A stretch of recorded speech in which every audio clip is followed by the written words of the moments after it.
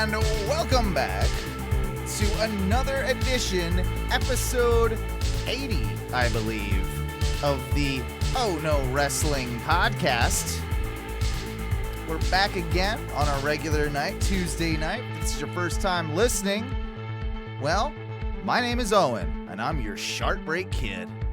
Along with me tonight as well is my good friend Duncan, the king of Bong Style. And thankfully with us once more, our very good friend all the way from the Mile High City. It's the modern day Maharaja. Matthew is here, everybody. Woo! What up, brothers? Yeah, we're here. We're doing the damn thing. And we're here doing the damn thing. This my life has been trying to pin me down, but I keep kicking out right before the 3 count. Dude, you do not accept that small package as your defeat. Yeah. That is not how this thing goes. We at least need a decisive finish. Yeah, not going out like that. Not going out like that. Nah. Exactly. Talking about winning and champions, I do have to say that, and defeats, of course, do have to say that you out there have a new ONW World Heavyweight Prediction Champion, and his name is Owen Butler. Yeah. Oh, well, the heavyweight's all up here, sir. It's all up here. That's where the heavyweight is. Certainly not below the waist. Can I ask you a question? How does it feel to finally win one, and why are you going to lose it on Sunday? This is both good questions, because I do believe I am being butt fucked with probably the potential shortest reign. But when I reign supreme over you jabrones, you'll know that I'm the real true champion, which I've been this whole time. And you know what, Matthew? It feels great. It feels fantastic. Look, I just want to say that it's really MVP's fault.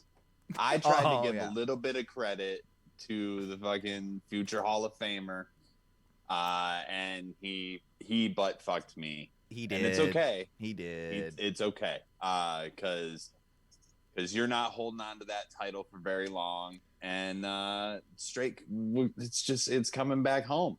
Well, home, I mean, being not with you. Okay, yeah, I got you. Doesn't matter as long as it's not me, basically. Yeah. I mean, look, I didn't want to say it. Like, we haven't declared an allegiance or anything.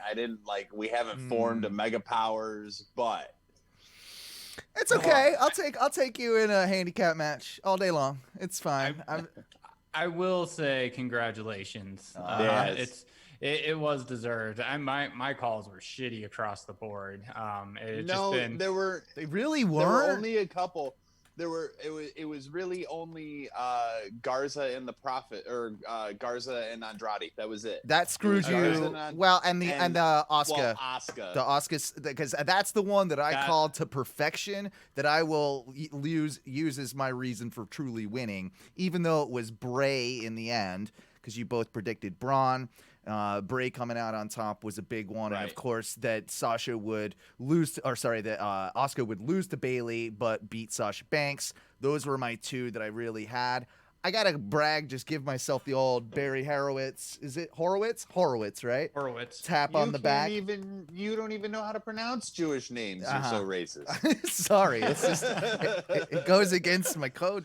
Anyway, no, I gotta give myself that pat on the back, because I got 7 out of the 8 matches predicted correct. So, You guys ended up with 6 points apiece, and I ended up with 7. So it's just I clinched that. Imaginary. I like how this is the first time that we've ever talked about like what the prediction outcome actually was, other than just the general overall winner. And it's because it's just like because I'm so good. Because I'm so good. Time that I've ever. Yeah. Okay. Yeah.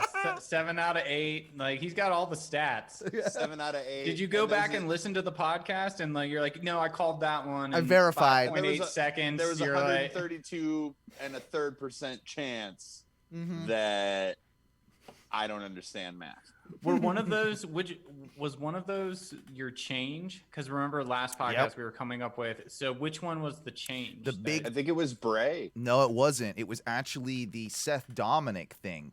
You guys convinced me that there's no way that Dominic wins, even though at first I had predicted Dominic to win, and I used my sort of mulligan, if you will, to be able to change that after the actual prediction, and it paid off dividends, obviously. So yeah, that's a great way to start the show. You know, like some enthusiasm for your new champ. I appreciate. I'm sure all the fans out there are super happy about it. But you know, we have. I mean, the chat room is literally blowing up in front of our faces. I can can't see keep it. up. I can't keep up. I turned it off. Yeah, it was making my computer overheat because of how many texts I've been getting. You know, just in such succession. We're obviously joking. Join the chat if you're listening to this on the podcast, and you listen to this later on. We try and do the show on Tuesday nights at 9 p.m. Eastern Standard Time, and that's over at twitch.tv/ONRS Live. We'd love to have you join. We'd love to have you in the chat room and watch along live with us. So yeah, plenty to talk about this week. Where do we even begin? How did we? We should probably talk about like where the predictions really started, which was NXT. Because goddamn. Yep. You're right. NXT was a good show. NXT was a really, really good show. It was really good. Maybe I'll get dragged for this. Wasn't a fan of the main event. And that's interesting, but I can kind of see it. I thought it was kind of boring. Yeah. I don't think the main event had a chance to live up to everything that had led before it that night, especially with those two. And that storyline was so rushed also between the two. I think I just didn't have this like build and anticipate. It was like, okay, it's happening. Like there's not this history and storyline that I was super bought in on. There was some of it, but there wasn't. It just hadn't been long enough. You know how sometimes we're like the story's going too long. Fucking pull the punch. Like let the match happen. Right. This was not that. This classic was the case of a rush for me, which is so opposite of how NXT usually books things. Right. Like they usually give it a good amount of time to tell the story.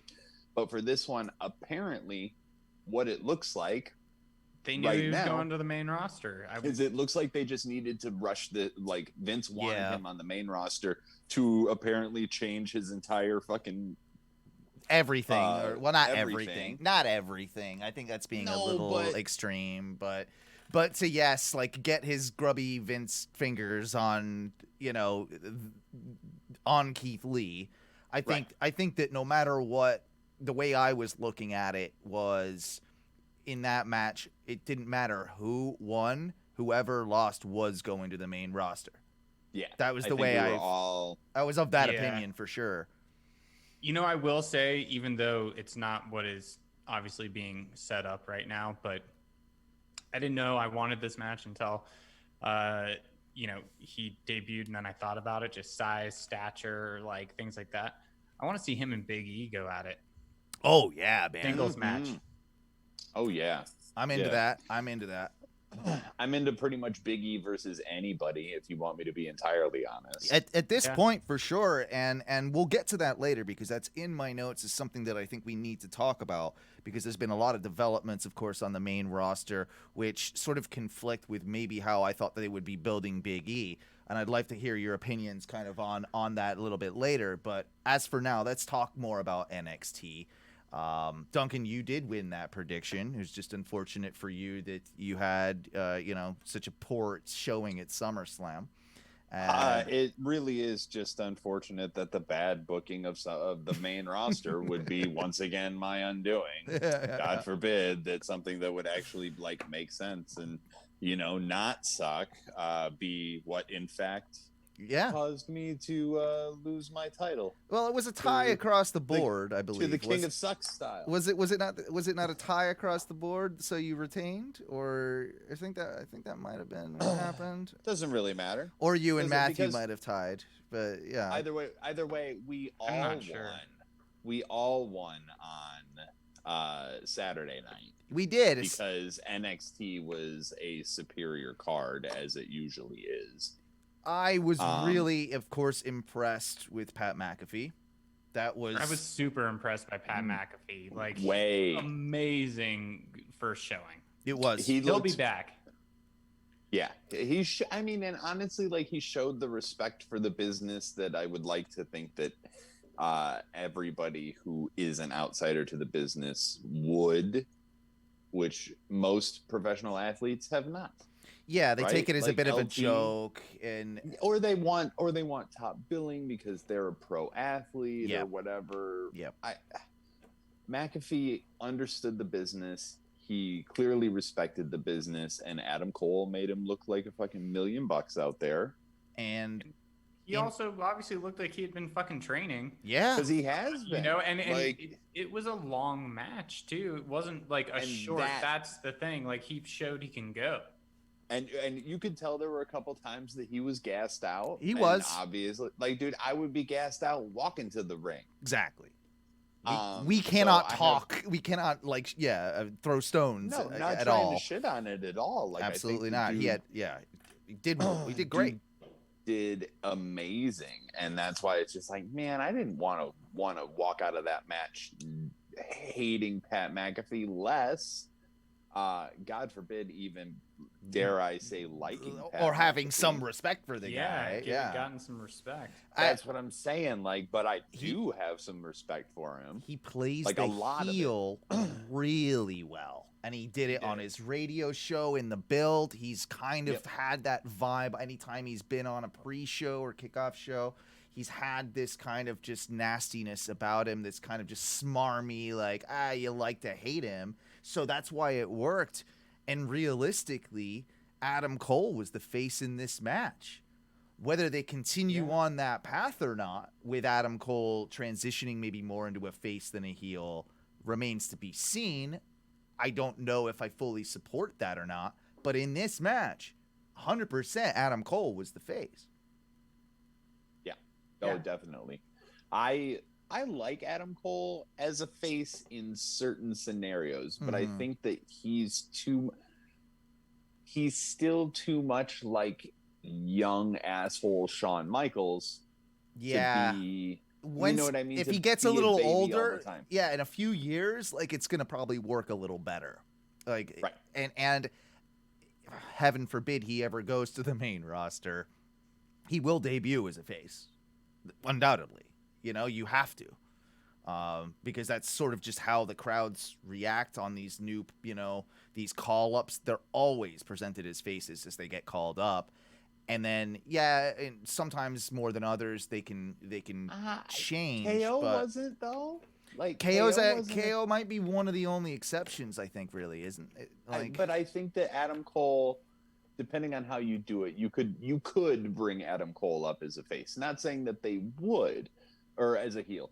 Not saying that they would bring him up as a heel, but you absolutely could bring him up as this same smarmy dickhead character that he is and have it work on the main roster, I think. I guess my bigger question in the whole thing is that if, in fact, you are turning him face, if they go that route, what then happens with the Undisputed Era?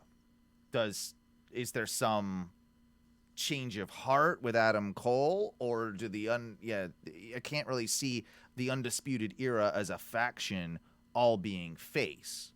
That to me wouldn't, a face Undisputed Era doesn't work to me. Well, I think the question is how.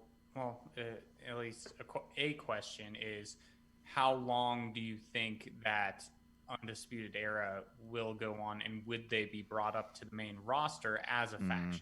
I'm leaning towards probably no at this point. I would say that the demise is sooner probably rather than later. I don't think it's tomorrow. I don't think it's next takeover, but I think it's in the fairly near future. You know. Yeah.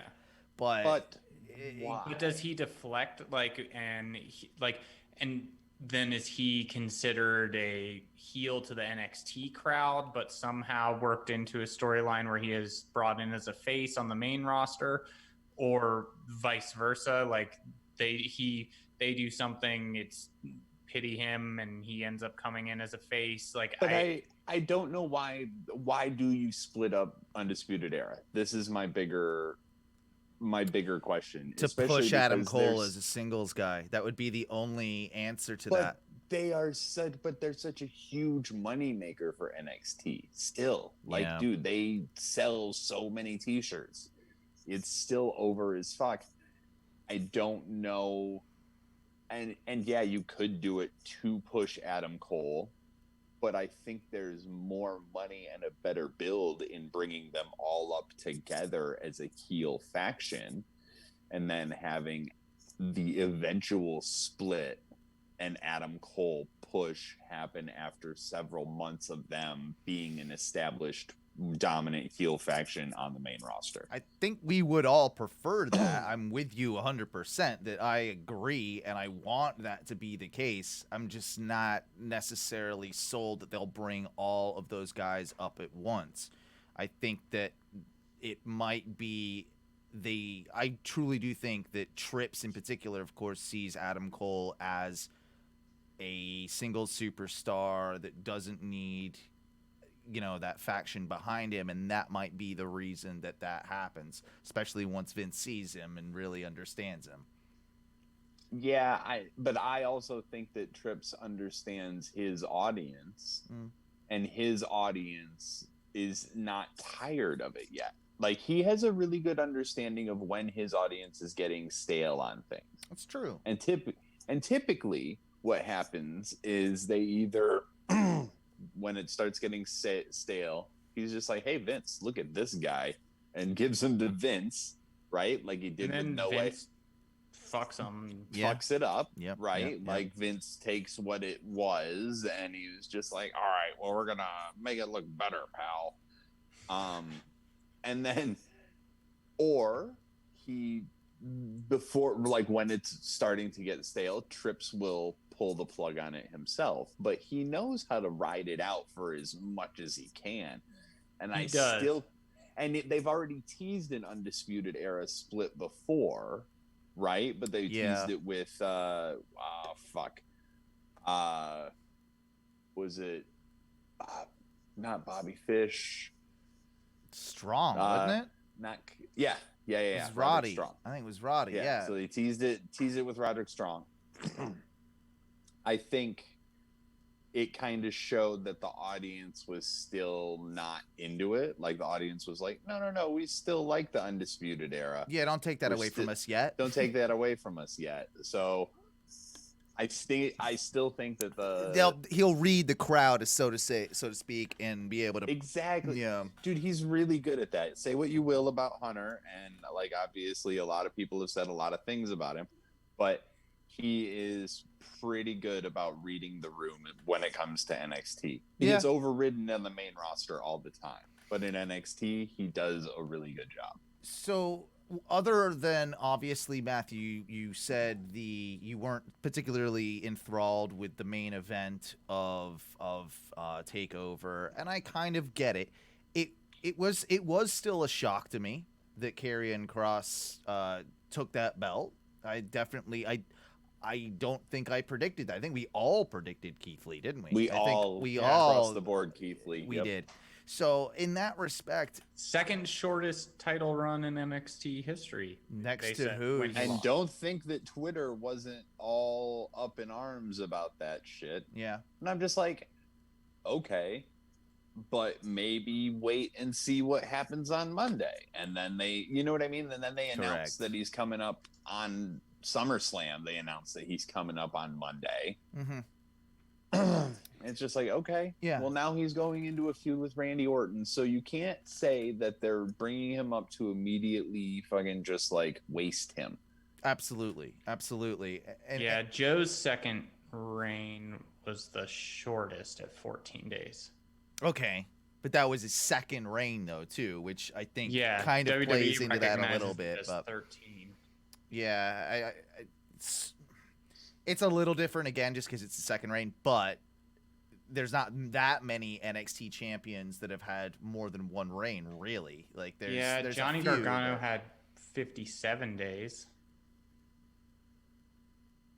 And Ciampa had a lot. Shinsuke had 56. Who's the longest reigning? Longest reigning NXT men's champion. Ciampa. Is it Ciampa? Yeah. Or no, it's probably Adam Cole. It's Adam Cole. Adam Cole. Yeah. Payback. Yeah, 396. Which, okay, days recognized as 403. I don't understand this. Like, he's been champion for this long, but we actually recognize it for 4 days longer. I don't understand it either. It's it's number of days held, and then like just what I'm looking at here on Wikipedia is so it's days is number of days held, and then days recognized is number of days held recognized by the promotion. There must be some weird reason for that. That's like some statistical little thing. Because they want to control everything, including time and or space. And WWE makes shit up constantly. So what does it fucking matter? They made up the Intercontinental Championship tournament that fucking. God damn it! The first what's his fucking face? Pat Patterson is the first like no, he isn't. Like I don't. Well, no, but they made up the tournament in Rio de Janeiro that he won to become the Intercontinental Champion. It's like no, he didn't win that tournament because that tournament didn't exist. You just made up a new title. It's fine. It's fine. Yeah, just tell us that. That being said, we didn't see the Keith Lee thing. I think Karrion Kross is probably going to have that belt on him for a while. Depending on how injured his shoulder is. Yeah, on how bad. I mean, more power to him. It sounds like he worked a lot of that match with. And you can kind of see when it happened. I watched it back. I've seen clips. The big-ass clothesline. I think it was. And yeah, after that, like, he's definitely, like, he's hurting. But if you didn't know, you wouldn't have necessarily been looking at it. It wouldn't have been glaring. So, right. And Keith Lee's a big boy, so to put him away like that, good on him. Like he finished the match. I think it's a separated shoulder from what I've heard. What he has said is that it's a separated shoulder. Okay, but I don't know that they have a definitive diagnosis as of press time. As of we know, there might be one, but they haven't said yet. Right before the show. I don't know. I got the general feeling that it would probably take him away from having to or wrestling for maybe a month or so, but I think they can get away with it, especially with his character, especially if he's coming out and still doing promos with Scarlett. I think that they can stretch it out where he doesn't necessarily have to have a match and therefore doesn't really have to relinquish the title. They might just kind of bide their time. Especially if he doesn't need surgery. I think that's what it is, isn't it? Really, when it comes down to it, is whether the guy needs intensive surgery and how quick that healing process is, and we'll end up seeing how that all unravels. But I enjoyed the ladder match. I'm still not a huge fan of Damian Priest. I don't really get it. I hope that Velveteen Dream got launched into the crowd and never comes back. There's that. The Finn Balor match was interesting, with, oh God, what's his fucking name? Timothy Thatcher. Timothy Thatcher. Thank you. I've seen a couple of Timothy Thatcher matches, but I've never really like got it. And this match made me get him, even though he didn't win. I thought it was a victory in some sense for Timothy Thatcher. Like, I kind of think they probably should have had him win against Finn, but that's just my perspective. I understand the way, I do get both sides of that one. They're booking Finn to be this sort of like unbeatable monster in NXT, but who's not going after any titles, or who like does go after titles, but then something pulls him away. So he's never actively in the title hunt. Is it like NXT Cena? Maybe. A little bit. Yeah. Maybe they're using it to give him using him to give some of these guys the rub, like give them a little Finn rub, which sounds like a number 43 on a massage parlor special. Yeah. I'll take the deep Nuru and the Finn rub, please. Yes. So, yeah, man, I'm not 100% sure. I take the coup de grace. Yeah, the coup de grace is a great massage move. Yeah. But yeah, I don't think that a loss by Finn Balor to anybody is going to do him any harm. Yeah, I agree. I agree with that. Trying to think of what other matches. I know I'm missing the women. Io Shirai, yeah. Shirai. I like her a lot. I'm glad she retained. Although Dakota's come a long way. Yeah, Dakota Kai has come a long way. It's hard for me to take. I'm not gonna lie, and I'm gonna get dragged for this, but it's really hard for me to take Kiwi seriously. Yeah, I know. Okay. It really is. I get you on that. And I spent 3 months in Auckland, and every time I heard him fucking talk, I was just like, yeah. Like I have any fucking room to talk. But we did talk about everything except for Breezango. Oh, that was another one that we all like shit. We all think all of us agreed. No freaking way. Breezango wins. Yeah. I'm thrilled about it, honestly, because maybe we get a little bit more, fashion police or whatever. Like, we won't, but I would like. Dude, but Breezango on their own is pretty awesome anyway. Exactly. I'm cool with it. I they don't have to be the fashion police. Like, that gimmick was great, and I did love it, but they have shown that, like, just them. Yep.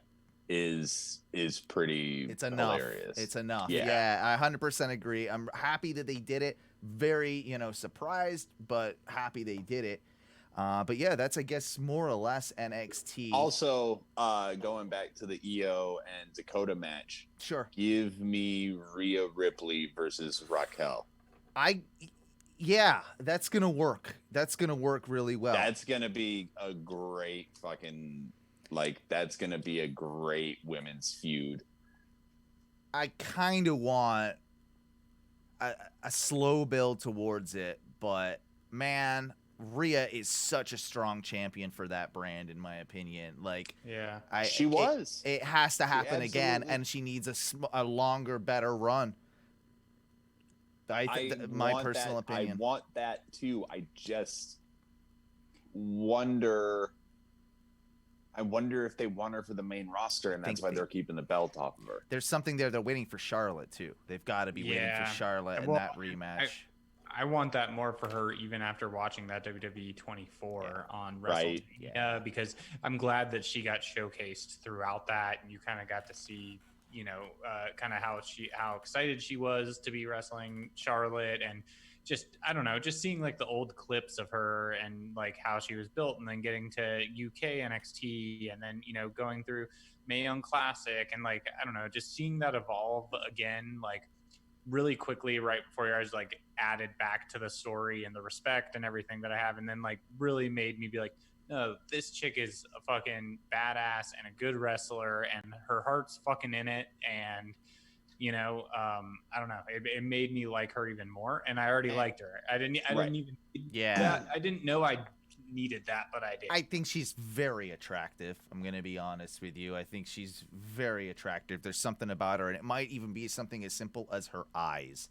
Like, I'm a big eye person, but she's got gorgeous eyes when she doesn't have the contacts in, of course, that she wears sometimes. So sweet of you. But yeah, no, I think she's a very attractive chick. And one of the things that Teresa pointed out, I had never noticed, I don't know if it's new, but it was in that documentary, and I don't know enough about piercings or whatever she has going on. Yeah, but it's like it's a piercing in between her. It's the web. So no. How do you do that? What is this? If you pull your lip away. Oh, it's that thingy. It's that thing up there. Oh, that's what it is. Yeah. Okay. It's that little. They pierce just above the taint of your mouth.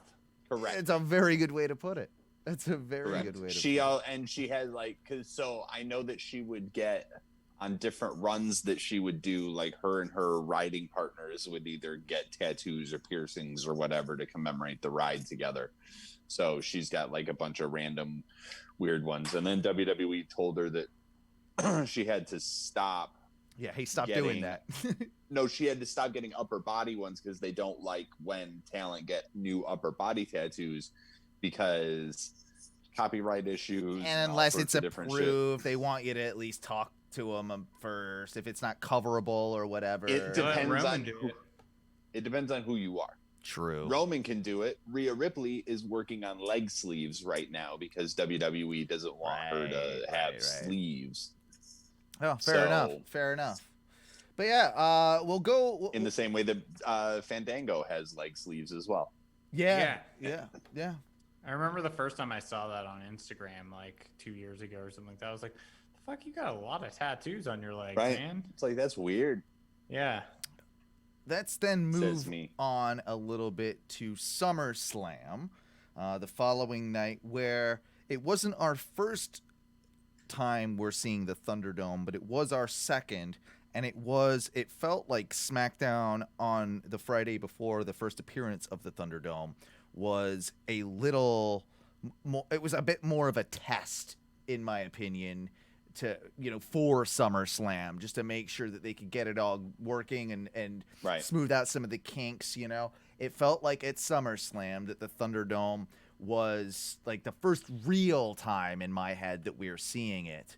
I initially was a bit put off by it. It took me a few minutes, but it didn't take me that long for my eye to start, kind of letting it blend. I do still find myself weird, like that this person in the crowd, catches my attention. It's just a black square that says Fire Velveteen Dream. Yeah, and things like that, right? I mean, I'm sure we've seen there's a ton of these now. There's been a Chris Benoit pop up. There was a Klansman or some shit. And if you're the type of asshole that's doing that, fuck off. You wouldn't be allowed at a regular wrestling event doing that. Just so why the hell do you think that you're gonna be allowed to do it? Here. Edgelords gotta edge, bro. They gotta do what they gotta do. They said originally, from what I've read, it was make sure every screen is filled. Okay. That was the directive to them. Now everyone is furious. They've released the statement, I think, today, WWE, saying this is not what we stand for, blah, blah. Now, apparently, the directive is someone is monitoring every fucking stream. And now they're going to have, from what I've read at least, I don't know if it's set in stone, they're going to have people who are not VIPs, but people who are trusted, perhaps. Trusted. And so you can be on any Raw, SmackDown, pay-per-view. So you're a preferred member, because they know that you're going to do well, and you're going to take you're going to take the cues of reacting the way you should also when they tell you how to react, which they do, by the way. And then they're going to place those same people. We saw it earlier, but even before SmackDown, when they did that test match, it was the same person every other thing. they are going to do a little bit more of that, I think, and try and spread around and have less people actually technically in attendance. Oh, wow. I didn't know that. I think is what they're trying to do. More trusted people, it makes it easier and less of them. Yeah, it makes it easier to police it, Sure. Yeah, and also it's not that hard to, like, instead of having this person takes up this many panels, you have them take up this many panels, You just expand on the aspect ratio on it. And it's... Although I will say, at least in my opinion, like, Thunderdome was cool. I think it's a good idea. I'm not knocking them for trying it whatsoever. I think they needed to try something. I think it could grow on me. One thing that I've been thinking about is it does just seem like I'm looking at a bunch of giant pixels, because I can't actually see until they're close up. So it is just like this random splatter of like pixelated movement, which almost makes it look like a broken LED screen. It looks like the old WWE games. It looks like a video. Yeah, it looks like when they couldn't figure out how to get the crowd to actually do anything, so it's just a bunch of different colors and kind of like going like shapes. It's a bit like that. I agree. I think that, like, there's some easy solutions. My overall opinions on it were that it felt a lot better than watching a show at the PC. So I will 100% say that. Now there's a reason, even if it's fake, to have some crowd noise. That helps a lot. And we all know that if you could somehow match that reaction to and I know that's tough and asking a lot, especially when they're trying something that no one's ever done like this before. But I think that would also help. I think also, like, if you were watching that, how hard is it? Like, because when we watch wrestling, like, we have reactions, but we don't react the same way that we do when we're in a live crowd. No, it would be so difficult for me to, like, sit here in my house knowing that this camera is on me, and then, like, being like super excited. Well, like, and you're putting on a show area, at that point, right? Like, you're part of the show. You almost have, like, you're an independent contractor. I don't want, but I'm not getting paid. You're an extra in a movie. Like, that's realistically kind of how I equate it. It is, but I don't even get the benefit of craft services. This is true. Where's my fucking deli tray? I just don't understand why they haven't at least make that sign and hold it up. Yeah, where's my fucking deli tray? The best part is that's a 35-year-old Guar reference. I love it.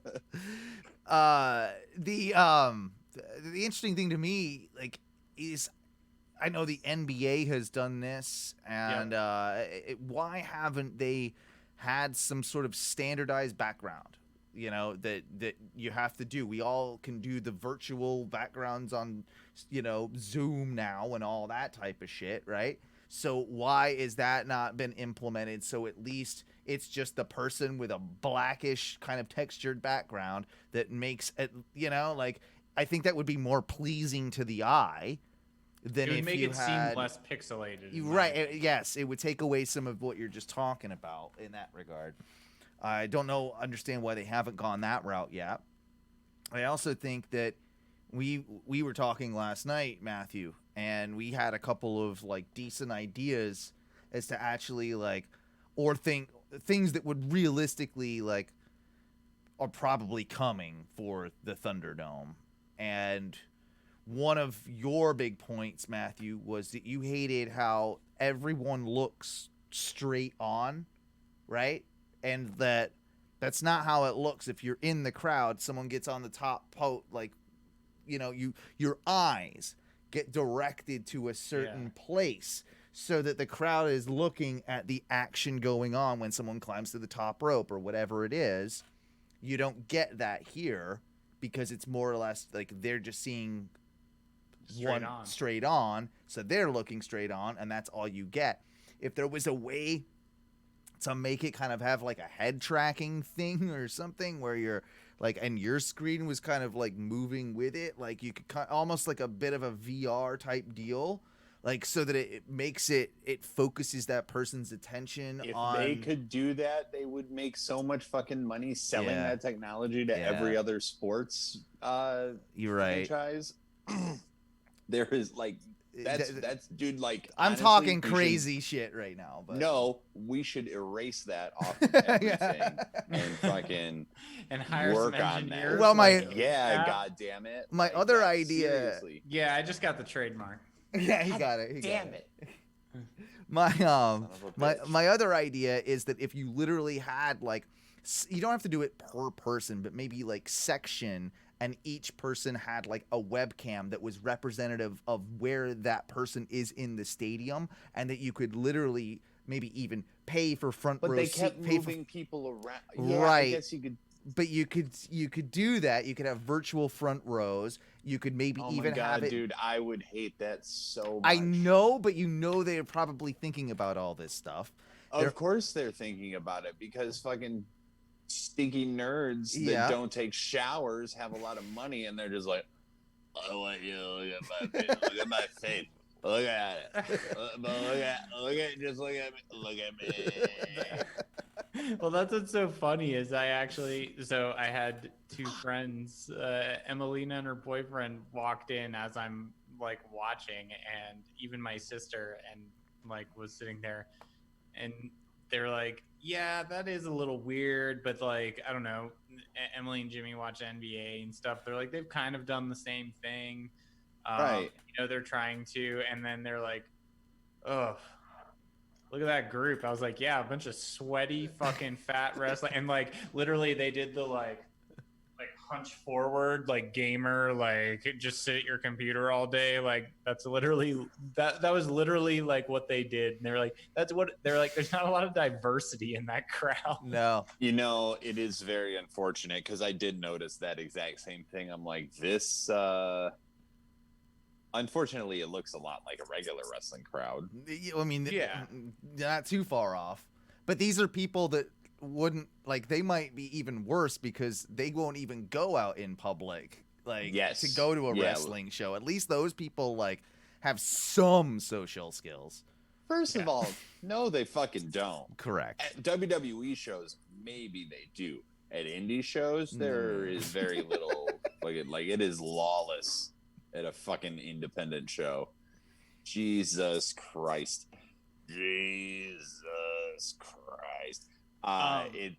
It's fucking wild. Well, another thing about Thunderdome, which the production level, the LEDs, the fucking, you guys were right, fucking a million lasers. Yeah, I get it. Lasers are a thing. I already knew, but I know more now. I thought I was like blind at one point, but like, all right. I thought it was an EDM festival.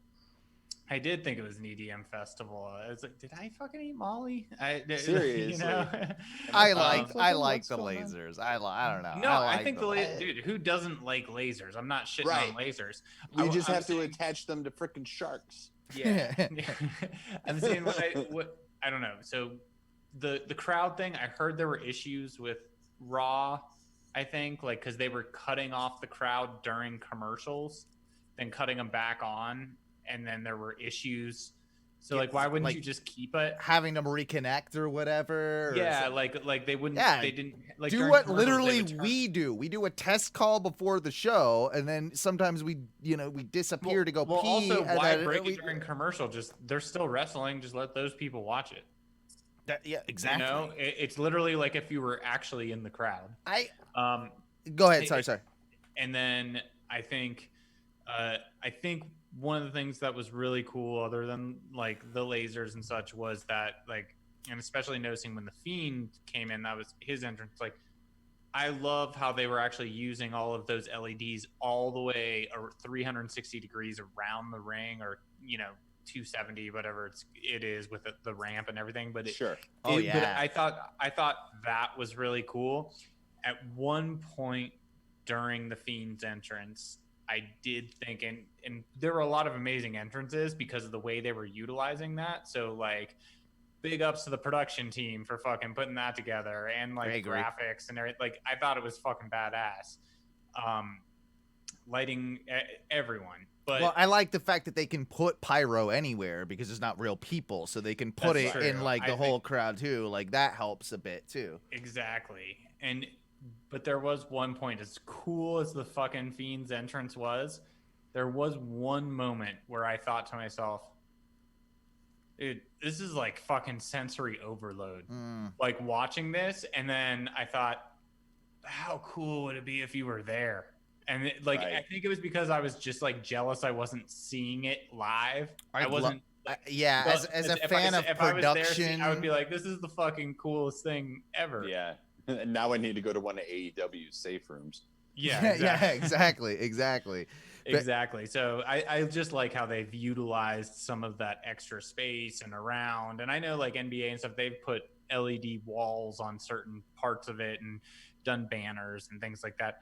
But I think because wrestling is such a spectacle and you have those entrances and things, the fact that they've utilized all of that, and like you said, placing pyro, they can place lasers and like track lighting and all, they can use that entire arena to really build this fucking visual. It doesn't have to even be an audio visual experience because not many people are there except the crew and the wrestlers, you know, like, so they can put all of it into a visual aspect. They don't even have to worry about the sound. I think they're going to be there for a long time too. I don't think that this like end of October thing's gonna stick. I think that they're gonna be there a lot longer than that. And I think it's cute that they think the end of October is gonna stick. Yeah. I know that the plans for the Magic returning to that arena aren't until March. And so realistically, I think they can probably talk with Orlando and Amway and make this thing happen for pretty long time, you know, at least through the new year, in my opinion. So we'll see. Like how often do you think they got to kind of try and change it up? I know they already did kind of change it a little, but like how often do you think they're going to have to do like an overhaul of the set or look of I don't like you think by the beginning of the year, like literally all of like, I know I will be shitting on the Thunderdome. Like that's the thing, you get complacent in something like that. Right. And everyone was like, oh, I fucking hate the PC. Then we're like, okay, it's kind of normalized. It's fine. It's okay. It's fine. And like, and then we hated it. Like, again. and then it's like, oh, they put up the plexiglass. I fucking hate that. And it's like, fuck it. I get it. I'm okay. And then it's like, now they moved to Amway, and it's like, I fucking hate the fucking PC, man. That was bullshit. I don't think it's going to have that same stigma, in my personal opinion, because I think they're going to tackle that in other ways. And those are going to be the more creative ways to engage the fan experience. I think that over time, they're going to be charging premiums for like essentially virtual seats or places on those monitors in the front row, just so people can be seen and they can pay to be seen, as long as like they're maybe in a class of people that they can trust, a trusted, you know, on that trusted list. I think that they're going to end up like selling the ability to put up your sign, and your sign is going to end up being something that they have to pre-approve. That's going to be an added like donation or something that like that you can buy. I think they're going to do different purchasing options. Yep, I think they're going to do different purchasing. I know it'll be a virtual sign, you know, like you hit a button and like it'll put up your, you know, whatever it is, right? I think that they're going to have you pay for like different elements so that they get money, but it also increases, quote unquote, the fan experience. And little things like that are probably what are going to make the product feel slightly different over time so that they can extend this Thunderdome thing. I don't think you're wrong. I will say, I don't think you're wrong, but for me, there have been a lot of things in wrestling in life where I'm like, fuck it, just take my money. That is definitely not one of them. No. That is, I am fucking hoarding my money in savings. Like, I've bought a lot of dumb shit in my life. I have spent a lot of money on dumb shit in my life. I have legitimately just thrown money away at this point. Me too, but I'm not saying Owen's wrong because he's correct. Not. We're in the Twitch gaming world now, where people donate stars and bits and diamonds and all these weird fucking things that have actual monetary value. So you don't think that wrestling fans, as passionate as they are going to be doing the same thing? 100%. Has anybody heard about, well, I mean, obviously the fucking $150 2-minute Zoom call meet and greets all sold out, right? Like, There you go. I don't know how any. I haven't heard anything about how any of those went, but they fucking the Drew McIntyre ones all sold out. They're I don't know how many probably all they had. pretty awkward. I would fucking imagine so. We were all at Access. We've all been to a convention. We know how Even awkward an this in-person shit is. signing is awkward. Oh my god! Imagine like being like, "Hi, Drew. You're just so awesome." Like you're from Scotland, right? Do you have any pets? Yeah, yeah, that's legitimate. What kind of pets do you have? Let's talk about pets. What are their names? It's like the exact opposite of Jeopardy. Instead of like for $200 being asked a question, I'm like paying $200 to ask a shitty question. Yes, and then we can use it and we can pretend. I mean, by pretend, I mean we can legitimize our news stories that we then publish based on the interviews that we have paid. Have these people essentially just talk to us for 2 minutes so that they'd be like, well, you poor bastards paid so much money to fucking talk to me. But again, it's sold out, so you can't fucking like. I can hate on it as much as I want to, but they fucking made money and sold out and fucking did it the same way they are selling autographs with shipping costs and fucking taxes and fees and things like that. Where if you just went there, it would be straight $50. You know, now you're looking at $50 plus tax plus fees. You know, like that sort of stuff. I mean, WWE shipping fucks working. you anyway. It always it's a fucking different. I mean, it's a different fucking world we're living in, people, and I guess. Yeah, I mean, and part of that Thunderdome thing is in my opinion, going to be the way that they maintain the business, and they're going to definitely do things that make monetary sense. So that's why I think that like that's how they both keep it fresh and make more money. And you watch until how like it will get to a point, in my opinion, that it will be more economical. And they will make just as much, if not more, money doing these shows in one location than necessarily going on the road for house shows. And what if though? This is probably for another time or another podcast. Not a chance in hell. What if the Thunderdome is a microcosm of what's really happening in the world right now, and we are actually living in the Thunderdome? Because look at us, we're pixels, we're looking at a fucking screen, talking to each other, right? Yep. And maybe some person is watching this, and you know, it's that same idea. So we are actually living in the real Thunderdome. WWE has just made this microcosm Thunderdome. Wasn't that what it's Batman fucking meta did? as fuck, but yeah, but wasn't that what Batman did in like The Dark Knight? I mean, it's kind of the Matrix to a degree. Or Batman Begins. Yeah, and Inception. It's all of these things, guys. They've been telling us for years. It's also the Truman Show. It is also the Truman Jesus, Show. I'm about to have an existential crisis. First of all, if you haven't already had one, I don't know what's taken you so long. We've only been trapped in this fucking hell for the last 6 months. I just have one. I have one every other day. How am I not myself? How am I not myself?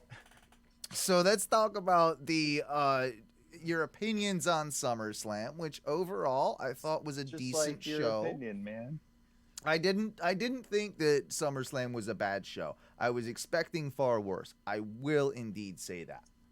Yes, I will also agree. I don't know. It was. It didn't necessarily stand out. No. As a special, like this is the thing. It didn't feel like SummerSlam, but it felt more like a pay-per-view. Mm-hmm. That's a really good way to put it. That's a really. It didn't feel like a big four. Yeah. It did feel like a pay-per-view. That is a good way of putting it, because not a lot of them have fully felt like pay-per-views when they have been. It'll be interesting to see what Payback feels like. I mentioned to Owen last night, and I will stand by it today. I will sound like the biggest fucking AEW smart there is saying this, and I don't give a fuck. Judge me all you want, but I watched so much wrestling this weekend. You watched everything. You watched the NXT, you watched SummerSlam, you watched the Raw documentary. I watched Dynamite. I fucking watched the documentary. I fucking watched everything, right? And I watched Dynamite after I watched all of the WWE stuff, right? So I watched NXT live, SummerSlam, except for the main event. And maybe that's why I have a different opinion on the main event of NXT, is because I waited until Sunday morning to watch it when I was like drinking coffee. So maybe had I watched it all the way through, but it was just, I started it late. And so it was like when you get in the network, you know, it's like either watch live or start over from the beginning. So I wonder if that has something to do with it, but whatever. I still think that was an amazing show. I'm not knocking it by any means. I thought it was a great show. But then I watched SummerSlam, then the documentary, and then I was like, I'm going to go back. I'm going to actually watch fucking Dynamite late on like Sunday night and watched that. And I got to tell you, man, in the first fucking like minute or two, I was already more blown away by either of those two shows fucking combined. I was already enthralled by it. I don't know, and I know AEW has gotten heat for it in the past, the quickness of the matches and all of the flips and high flying. And I know there's the 8-man tag that was there, you know, and they're like, or the 4-on-4 is like afterwards. But there's the tag team match opening it up. There's the Cody Brody Lee. But regardless, I don't know what it was, but even without the fucking Thunderdome and that all that, like, I enjoyed all of it more than I can say I enjoyed NXT SummerSlam. Again, that's your opinion. You're entitled to have it. I don't necessarily disagree with you. I thought a lot of AEW Dynamite was great, but it's amazing that they're able to compete on that level for, you know, even if it's not everybody's viewership. The fact of the matter is, you found a wrestling product that you like more than WWE. That right there is something that would have been a hard sell 5 years ago, you know, to most fans, including I think me and Duncan, right? Realistically, but what I think is also worth noting is that I still watch WWE. Yeah, you don't have to hate both. You don't like have one to, or the other. You don't have to hate either. No, and it's okay to have a favorite over one or the other. Like, and nobody should give a shit. That's the true issue. And I think that's the weird thing. I agree with you. That's the weird thing, is like, that's why I feel like I have to say like, oh, it's gonna make me sound like a fucking AEW smart. And it's like, well, I'm also not shitting on WWE, and like, I mean, I will shit on them but I'll shit on AEW for shit that they do too. But I'm saying, I do watch them both. Yeah, I do enjoy both. Like, I'm not saying fuck them. Like, I think it's great that there's the competition, but I hate that I have to then kind of preemptively say one or the other. Well, I don't even feel like I have to defend your opinion on having a favorite of the two. Yeah, it's just the defense of having an opinion, I think, and that's the problem. And one of the reasons why, you know, when we started the show forever ago in the first place, it was just like, well, we don't want to bitch about like hating WWE. We want to talk about what we like about watching wrestling. And I think that fans right now are just so everybody's fucking fandom is so toxic right now. Mm-hmm. And they just like, everybody has to be, it's just like, no, WWE sucks. No, AEW sucks. And no, NXT is better. No, it's just like, can we just watch like a little bit of all of it? And I legitimately, I can only watch what they put on the network and then the 90-minute recaps on Hulu. Like, those are the only options that I have available to me given my circumstances. And watching like recaps of the stupid British YouTube channels that I'm not gonna watch. That is more than enough, though. That's like literally, when it comes to WWE, you know, it's more than enough. But that's what I'm saying is, I can't watch AEW. Right. Like, I don't have the option or the ability to watch AEW. I guess you could watch Dark, but that would be it, right? Like, I can watch Dark. Yeah. Dark is it. Yeah. Dark is all I can watch. But as far as main show, I cannot watch main show. Sure. Like, so there's little workarounds you can probably pull to be able to get it, but you know, like, they are annoying because you have to do it every week, and like, you know, it's a thing. But I get it. Right. Like, it takes 3 minutes. I do it every week. No, this guy does it every week. I literally watch it for free every single week. It takes 3 minutes. Fucking make a new Google account and fucking sign up for a free fucking 3-day thing on Sling. It's fucking the easiest thing. I'm busy as fuck, and I have 3 minutes to do it every week, and I can even record it. So like, even if I can't watch it live, I can fucking watch it within that trial, and I set the reminder in my phone. It's brilliant. As soon as I fucking set it, saying that, fucking make sure that you cancel that subscription. I have so many. I got a Kyoki123@gmail.com. Like, dude, I just fucking make shit up all the time. I got more Gmail accounts than fucking most people have friends. That's awesome. But there you go. That's a good trip, listeners and Duncan. That's the life hack. That's a life hack to watch AEW, I suppose.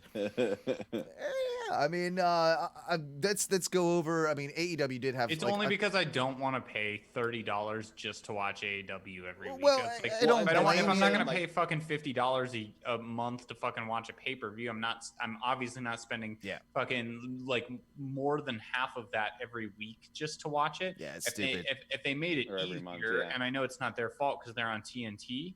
But if it was easier for me to do it, then I would fucking do it. But I have done it for months on end, but I'm not watching regular TV. Make it reasonable, where it was maybe $5 a month or something like that. Yeah, I think they do it in all of us. We all would, but none of them will do it because you got to buy this whole fucking package and. You know, we all already have The Office on Netflix. I don't need to watch whatever they're doing with commercials on Comedy Central at the same time. Like, can we just talk real quick about AEW? I mean, there wasn't even though there was, I mean, there was a ton that happened. I mean, now we've got Brody Lee, of course, as our new TNT champion to close out the show. In a complete and total change from what had leaked previously. Yeah, and a squash that we didn't expect to be such a squash. With Cody. I don't think anybody expected it to be a squash at all. Even reading the the spoiler that we had talked about last week that we don't have to play the music for now. Exactly. Right. But the thing is, like, I think it was a brilliant audible at the last minute on AEW's part. To be like, oh, they think that this is what happened. Let's do something different. Well, and I think. Sorry, I didn't mean to. I was gonna say. I kind of mentioned it though. It's like, whatever happened, I don't personally know, but I think maybe they could have taken advantage of the fact that there isn't a crowd there, right? Yep. And so you can, if something they can leaks, reshoot. They had time to reshoot it. You just have to wait till either the sun is at the same level or like literally just wait till it's dark. Yeah, that's all they had to do. I have been at an NXT taping where they reshot something. Yep, they do like it in the same. Yeah, they reshoot stuff fairly consistently, so it's not uncommon, especially if your audience is all people in the industry anyway. Yeah, and I think it's a good move on their part to do that. I kind of like that it has reestablished Brody Lee as more of a real threat. Like, there's a little bit more oomph, especially after his loss to Moxley. Now there's you put some of that shine that you took off of him back on him, and helps the Dark Order tremendously. I think too, as just a whole group. So I think that's a really smart move. I also want to just say that the what do they call it? The mimosa. What is it? The mimosa mayhem. Mimosa mayhem match sounds like the biggest, most ridiculous thing ever, and I'm excited about it, and I can't fucking wait. I'm so excited. I painted my walls orange. Yeah, there you go. I'm wearing my Orange Cassidy shirt today. I'm jealous. Yeah, that's a little jelly. I mean, you do have sleeves, so I don't really. It's true. Really count it. I before we get back and finish up with our thoughts on SummerSlam, me and Matthew also had both like a really good mutual idea together yesterday as we were talking off air about, of course, Renee Young retiring from the WWE, or parting ways. I shouldn't say retiring. Parting ways with the WWE, not rescinding her contract, obviously. Really happy that they had her on the kickoff show and that they gave her a little bit of love. Like, that was good. Right. And so me and Matthew were talking about that a little bit. Do you remember our idea about how Dude, it's actually a brilliant idea. I can't even say that I was the one who came up with it. I just will champion it and say that I agree with it. But Owen, I'll let you take the reins here and like lay it out, because the way you said it, it made so much sense to me. It would be so cool if it was done this way. So, Duncan, All Out, we've got Moxley versus MJF, yeah? Yeah. I'm expecting MJF to actually win this match, and that will be my prediction. That being said, no mulligans. With Renee's contract ending, nothing necessarily on site, what if she did a one-off and called the Moxley MJF match at All Out? And this is, we don't think that she's going to AEW. No. Because we think Fox or ESPN or something, like, she's good enough to do, she deserves, and I think she has possibly an opportunity. She can do a million things. She's got that Kelly Ripa vibe, I've always said. She could do morning talk shows. She could do sports-centric shows. She could do whatever the hell she wants. Dude, she could fucking do a cookbook. And she is, of course. But regardless, so imagine she's done this. Now she can go there, call his match, which she's never called a match of him being Moxley before. And then, like, that's the swan song. He loses, and then she can, like, it could even walk be away from wrestling. They could walk up the ramp together or something like that, and then she's gone. As he's lost the title, walk away kind of symbolically from wrestling for a little while, but be able to make that sort of splash and impact. Like, I think it does nothing for me. It does nothing for you. I knew he'd say this. I mean, like, it doesn't. I'm sorry. I love Renee as a commentator. I don't want her to commentate her husband's match, especially if it's just like, I don't know. It would have to be a much bigger match, in my opinion. You know what I mean? Like, I just don't really. It does not move me. I don't get. I think it would move me even more, especially if, and who knows what that contract looks like, actually, now that I think of it, the non-compete for a little bit, which means, but probably 90 days. But it would probably mean a whole lot fucking more if, like, then it's like when AJ started calling out Taker's wife, Michelle, and, like, things like that leading up to WrestleMania. Like, you make it more personal. Like, if MJF could, like, talk about Renee, or, you know, that sort of stuff. Like, I think I was saying that the distraction that Moxley doesn't usually have with when he puts his body on the line could be something that he sees Renee out of the corner of his eye, who's commentating his match, and he can't do those. You know, he actually has a heart, and he can't do those moves in front of her with her, like, with him seeing it or something. No. All right, you don't like it. That's where you're wrong, because MJF, the character, that doesn't exist. Like, MJF is a total shitbag, and will not have. Oh no, I was saying that Moxley couldn't. stand. And that's also Moxley would also not. That's his kryptonite. His wife. His wife has watched him on pay-per-view and death matches before. Like, he's not afraid. But he's to never do that had shit. her at the side of the ring, and then it makes Mox looks like a bitch. Well, I guess he don't like it. That's fine. Tell me what you think. Join our group, facebook.com/group/OhNoWrestling. Go ahead. Losing clean to MJF isn't. It's not going to be clean. It's not going to be clean. Well, it shouldn't be. Because MJF still has that ring. MJF also has Wardlow with him. Like, it's not going to be a clean, fair victory. But MJF is probably going to win the title, and he should be the one that takes the belt off of Mox. I agree. Yep, I'm not mad about it. I think it's the right choice, and I think it will be good to have our first kind of AEW born, even though yes, he worked indies and what have you, but it's non-WWE non-WWE. talent is really what it should be. I think that will be good to have that person as the new champion. I think that's probably the move they need to make.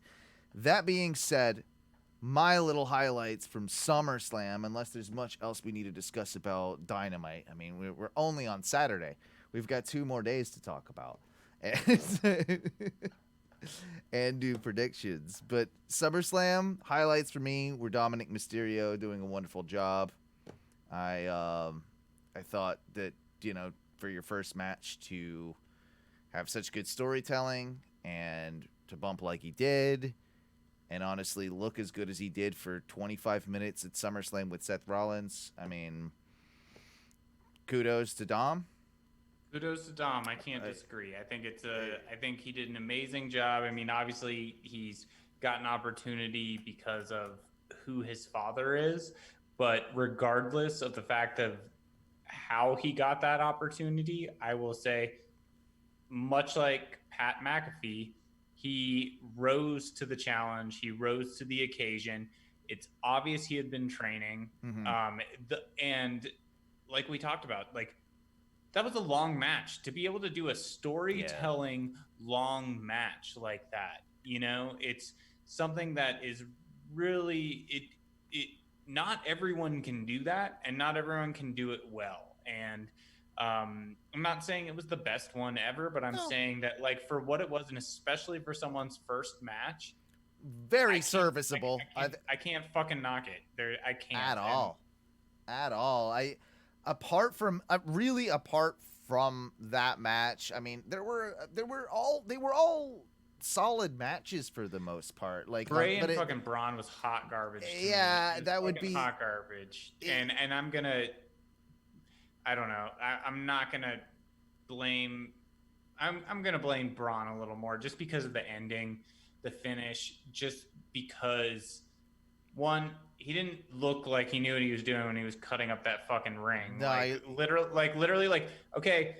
Everyone, he jabroned that ring. We all know how a fucking X-Acto knife works, or a knife in general. Cutting a straight line. Why did he go from one? Why are you going in this weird angle? And then it's like, you're a monster among men. I've seen you throw ambulances, fucking dump over. You can't rip up the foam and the fucking can. Like, so if you get it started, then he just needs to,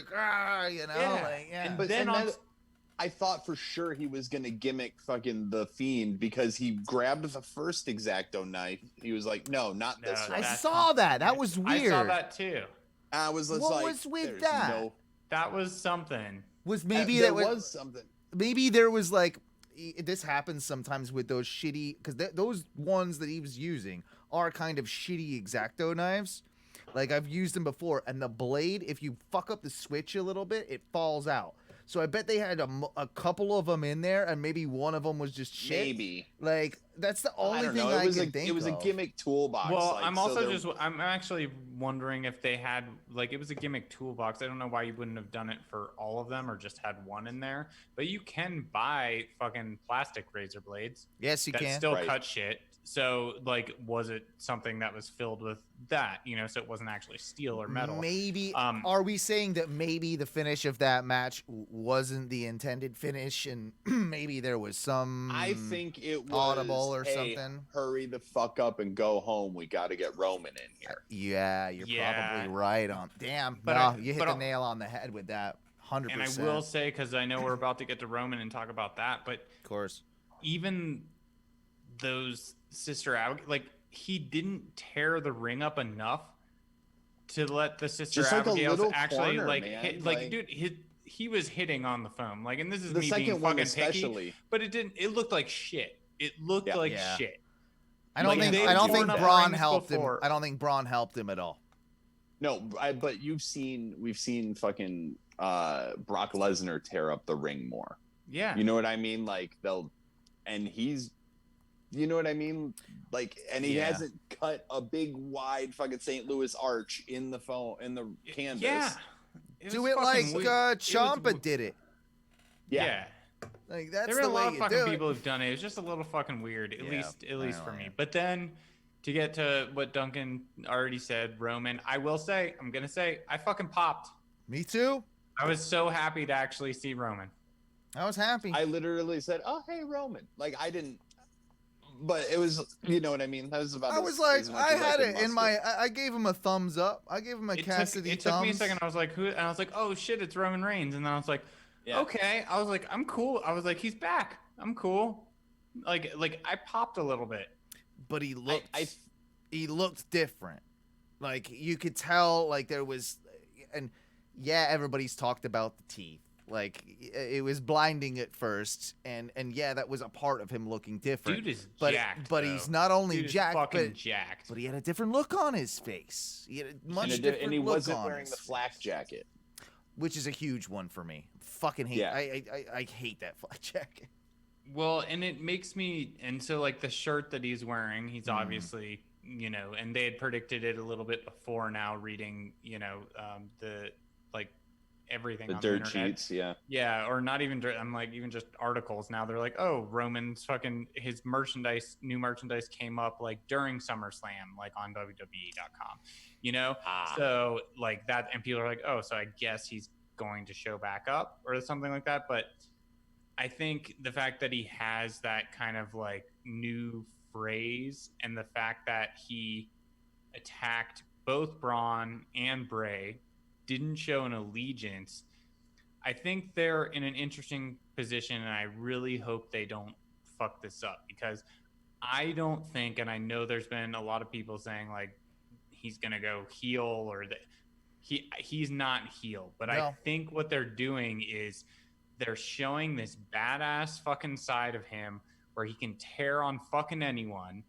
And it's almost, and I will not say he is stone cold, but it is stone cold like you could have, where it is someone who has a badass tendency, but is a baby face. And the crowd reacts that way. But when something happens, and I think Stone Cold, obviously, his character like went this far extreme way. Roman won't do that, but it will be, he can be this baby face, but you cross that fucking line in the sand that he now has drawn, and like you see this different thing in him, like that, like Owen's saying, that different look in his eye. He'll attack you, the people, like anyone, doesn't need anything else. I think you can give him, he needs more of an attitude. He needs to have a little bit more of a fucking attitude adjustment and like grittier fucking vibe. And I saw a little of that, and I appreciated that. Yeah, and I enjoyed it. I enjoyed it. I enjoyed it, and no, I think it's a good move. I think the teasing of him turning heel, but not necessarily ever turning him heel, I think that's a smart move. I think that he is the right guy right now that they kind of, I think, need for that ratings boost, or at least they're gonna. You know, they're thinking about that. Oh, definitely, they're thinking about that. Also, dude, fucking how excited is Fox right now? Fox is super excited. Fox is literally like beaten off in the corner with Vince McMahon. I also don't think, and it doesn't matter what anybody else wants to tell me, Bray Wyatt, The Fiend, and Braun Strowman, neither of them are baby faces right now. Exactly. Yeah. Exactly. Both of them are heels right now. Yeah. Yeah. So, Braun Strowman went into the swamp, came out a heel, whatever. He pulled a big show, but he's a heel. He's a heel. Is definitely a heel. That's what I've been saying. Like, how do you if this can't have three heels going after each other? Nah, don't work like that. It doesn't work like Roman's gonna become like, he's gonna come in and he's gonna be that. No, he's not. He's Cena. That's what he is. Right. Like, Roman comes in, he beats people, he leaves. The shirt's almost the shirt is that, right? That is the shirt. You nailed it. Which I like, which I love, kind of, because it's paying homage to the Cena that people hated too. For the arrive, raise hell, leave, Stone Cold, and to the, you know what I mean, to like, haha, Cena wins, lol. It's Cena wins, lol is 100% what it is. Like, yeah, it definitely is. Which to me, like, yeah, it's cheeky, but I kind of like the cheekiness of it. I think that it I don't plays. hate it. I don't hate it, but I also don't.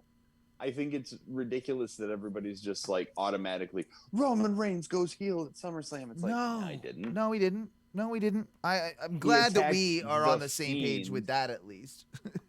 Oh yeah, yeah. Anybody who he attacked the Fiend because that's what a heel does. That thing is a freak. Yeah, it's a guy in a mask. And that's then creepy. he attacked Braun Strowman, who obviously the last couple weeks has not been a babyface. Like ever since he went into that fucking swamp, like he has not been babyface Braun. So, do you think with all of this, there is the potential that Bray and Braun realign in a new family type thing, and that maybe there's rumors, of course, with the Alexa Bliss situation, having her possibly being involved with that. What are your thoughts? Because I go both ways. I'm like, if they did that right, I think it could be great. But yeah, if they did it right, but I'm scared I think they're gonna fuck it up. Yeah, well, I wanna like the idea. Yeah. Yeah. And I think more too. For me, I'm more like I would rather it with Alexa than Braun. Yeah. Like if it was one of the two. Yeah. And I'm not saying you have to turn her, like change her look at all. You really don't. You keep it almost the same. She just acts different. And she's, under a spell in and of itself. Yeah. I mean, I guess I don't know. It's weird. It's like, are you gonna do another Wyatt family? Like, I don't know. It especially with the Fiend really being sort of the focal point. Yeah. It's kind of hard to do that. I could see it, but I really don't see the Fiend teaming up with anybody because then he's just another wrestling character. I just like the idea of Alexa Bliss kind of having a different vibe and doing that, and I can see them doing it with Braun and in this current. I see them still playing Alexa Bliss into the Braun and Bray feud, but the Braun and Bray feud doesn't have to involve they don't need to team up for that. Yeah, it's Alexa fair. is a pawn in that sort of game of the two of them moving. You know what I mean? Yeah, you're right. And I also think that you don't need to have here's the last thing we fucking need is Roman Reigns taking out fucking Braun Strowman, Alexa Bliss, and the Fiend. Yeah, that's exactly. They don't. They shouldn't do that. No, that's a terrible fucking idea. It is. So, should we do? He eventually has to. He's got to choose one or the other. You can't have all of these storylines running simultaneously, and I think that's where you get. And I think that's what we'll get at Payback, where the storyline is going. Who's gonna fall off? I'm a fucking king of segues, man. We're about to just roll right into it. There's only 4 matches to call, but we have to do the predictions so far. So how does this work then? Can we do an additional through just our text or something that's not on the show that we can maybe claim if there's more matches added on Friday, for instance? Can we, or do we just judge it on the 4 matches that are posted on Wikipedia currently? No, I'm okay. Sorry, go ahead, Duncan. No, go ahead. I was gonna say I'm okay with adding, but I would say if we add, the stipulation is 1, no changing to any of these 4, and the call, if we don't make the call within as soon as in our gorilla or whatever, the list is announced. So we might want to wait till Saturday or something to see if they add anything else, like any pre's or anything. Sometimes they do some weird shit yeah, on or Saturday, maybe, right but before. like we put a Numbers have to be in well, if you don't get an your hour shit in before by the this kickoff time, show. How this about time, yeah. Hour Hour before the before kickoff. kickoff? Hour before kickoff. I think so. That's like What like time even is kickoff? fuck, we don't know. I mean, it's probably 7 on 6? this one. Guys, No, it's probably 6. That's not gonna work. The U.S. Postal Service doesn't have sorting machines. I don't think my shit's gonna get lost in the mail. No, you just I'm gotta mailing in my express that ballot. shit. No, you live in Colorado. They send it to you. You drop it off in a box in front of this place, and it's it. You go. Yeah, You're that's Canadian. fake news. Yeah, Hey, but hey, that's hey. real news. I am Canadian. You are Canadian. The fake news, the ballot, Yeah, so I can't complain about shit because I can't vote. So. Exactly. It's the easiest I've ever voted in my fucking life. Oh, I was bet. voting in Colorado. It was amazing. Yeah. Oh, it's great. Wish it was more like that here, but hey, it's not the I show have a for ballot it. coming to me. I requested to vote by mail. Yeah, Fuck yeah. it. Teresa did Florida. too. Teresa did too. So hopefully that actually comes. We'll see. I'll still drop mine Again, off in the mail. person. Yeah. Hmm. Anyway, so we've decided that an hour, maybe 2 hours before the kickoff show, whatever that is. How about by noon Mountain Time Sunday? What's that in So real that's time? 2 2 p.m. o'clock, 2 p.m. our time. I don't know. I gotta wake So- up for that. God damn. You're not on goddamn 2 p.m. You don't know Don't. me. Sometimes no. Yeah, I do. Sometimes no. Sometimes yes. It depends on the mood. Also, I am not one to talk because I've missed a lot of shows recently due to work and fucking life. But I did not know the reason that you were laid out until I listened to the Ono radio show. At least Oh, I'm yeah. honest. At least I'm Yeah, honest. At least you're honest. At least you're honest. You have the tolerance of a 10-year-old. I- At least you're it honest. does- But he's got the tolerance of me too. So Wow. That's Sorry. would true. have done me in too. Sorry. So. Just things happen. Anyway, we're going to go with our matches, the 4 that we have right now for Payback. Apparently we're getting, I'm so excited, Apollo Crews versus Bobby Lashley. And as your champion, I will say that I'll be going last. So Duncan, I think you probably need to go first. As the former champion. I think Is so. that how that works? I think so. I think that's sort of a dick move, but okay. Interesting that we have a picking order now. Yeah. You see, look, he wins the championship for one day. Already We goes back to discussed it British. last week that You the went back to champion British gets to go last. monastic rule. and now You you're made just this like- shit up last week. Don't Hey, try. I would just like to say, when I was champion, I was unrestricted, no fucking rules. No Well, rules what are we- when what I are was we champion. So voting one on day this? I'm gonna win this championship back. There's no and then it's vote. gonna be I'm back the to the fucking champion. no rules. God damn it! Do I need to Going get back to no rules. See, this is how it works. This is what happens. All right? This is what happens. You What- bring what- fake titles into it. What do you got? What do you got? Bobby Lashley. I don't think that. I mean, I guess you could have Apollo. I could have got the real one off the wall, but you decided that a fake one is adequate enough. That's good. That's good. It's the kids one too. Yeah, Oh, I know, should have 'cause brought it my fits belt you. buckle, the fake belt buckle. Oh So my God. you going Apollo? No, I'm going with. You're going with the MVP almighty- again? Yes, I'm going with Bobby the bigger, Lashley. the bigger, Yeah, larger go with the bigger. MVP. Okay. Yeah, go with the bigger MVP, Bobby Yeah. Lashley. You racist prick. Yeah, Got that the should have been the BL. match at SummerSlam. Got the BL. It should have been the match at SummerSlam, and I Not still that I would. would have cared any more or less, because I don't care more or less, but it should have been the match at SummerSlam.